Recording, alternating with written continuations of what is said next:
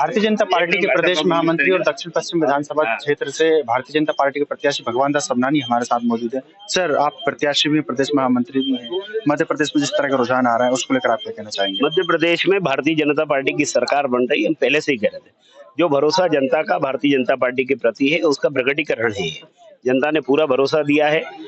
काम करने वाली सरकार, बातें बनाने वाली नहीं, काम करने वाली सरकार। तो चाहे भारतीय जनता पार्टी की सरकार की नीतियां हो, चाहे संगठन का कार्यक्रम, चाहे माननीय शिवराज जी ने मध्य प्रदेश सरकार में लाडली बहना जैसी योजनाएं ला करके बहनों के सशक्तिकरण का काम किया, चाहे संगठन में विष्णुदत्त शर्मा जी ने, हमारे प्रदेश अध्यक्ष जी ने बूथ विस्तार योजना बना करके बूथ पे सशक्तिकरण के काम करके और नीचे तक पन्ना प्रभारी, पन्ना समिति बनाई। ये सब इसका परिणाम है कि सब लोगों ने मिलकर के एक उद्देश्य, एक ध्येय के लिए कि हम जनता की सेवा कर रहे हैं। और पंडित दीनदयाल उपाध्याय जी के एकात्म मानव दर्शन से प्रेरित होकर के जब हम काम कर रहे हैं तो समाज के अंतिम पंक्ति के अंतिम व्यक्ति को मुख्य धारा से जोड़ना, ये उद्देश्य है। तो इसको लेकर के जो हमने काम किए, जो केंद्र की सरकार माननीय नरेंद्र मोदी जी की सरकार के कार्यक्रम में, उसके कारण मध्य प्रदेश के इस विधानसभा में भी हमको आशा से अधिक सफलता मिल रही है। चुनाव जीतेंगे, ये तो कार्यकर्ता का मानस बन गया था। कोई कार्यकर्ता नहीं कह रहा था कि कहीं हम चूक जाएंगे, क्योंकि पिछले चुनाव में हम थोड़े वोटों से रह गए थे। इस बार बेहतर करेंगे, लेकिन बेहतर से और बेहतर की ओर ये परिणाम जा रहा है। तो निश्चित रूप से मैं इसके लिए कार्यकर्ताओं को बहुत साधुवाद दूंगा कि कार्यकर्ताओं ने दिन रात मेहनत करके और परिश्रम करके इस स्थिति को लाया, नेतृत्व के स्वीकार किया जनता ने, और इसके कारण ये परिणाम आएगा। और दक्षिण पश्चिम विधानसभा भी हम बड़े अंतर के साथ जीतेंगे। लाडली बहना का कितना असर इस चुनाव में देखने को मिला, क्या कहना चाहते हैं?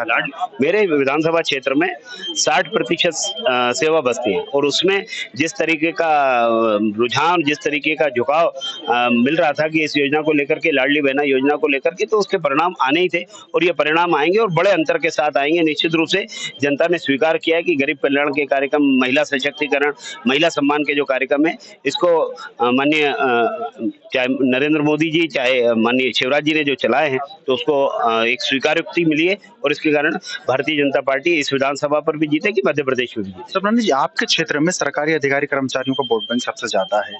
ओपीएस को लेकर काफी नाराजगी देखने को मिल रही है, क्या कहना चाहते हैं? देखिए, इन सभी कर्मचारी बहनों और भाइयों को पता है कि हम नेक नियति के साथ काम करते हैं। जो हो सकता है तो उसके लिए करते हैं। ओपीएस का विषय केंद्र से जुड़ा विषय है, उसके लिए भी माननीय मुख्यमंत्री जी प्रयत्न कर रहे हैं कि उसमें क्या रास्ता हो सकता है, कौन सा रास्ता हम अख्तियार करें। केंद्र की कमेटी भी बनी है, उसके भी जो रिपोर्ट्स आएंगे उस पर काम होगा।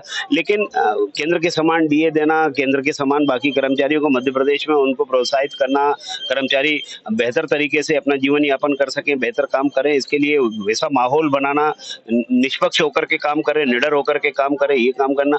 उनके आवासों की जो समस्या थी उसको काफी हद तक हल करना। अब आवासों के आवंटन के काम भी शुरू होंगे। तो कर्मचारी वर्ग भी जानता है कि काम करने वाली अगर कोई सरकार है तो भारतीय जनता पार्टी की सरकार है।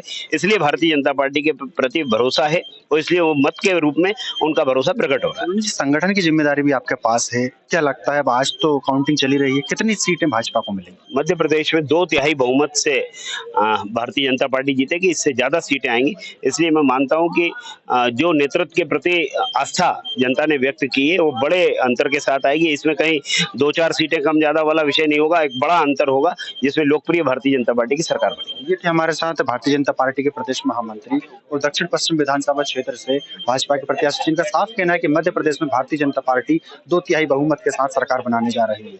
वीडियो जर्नलिस्ट देवेंद्र माली के साथ हेमंत माली, EMS टीवी, भोपाल।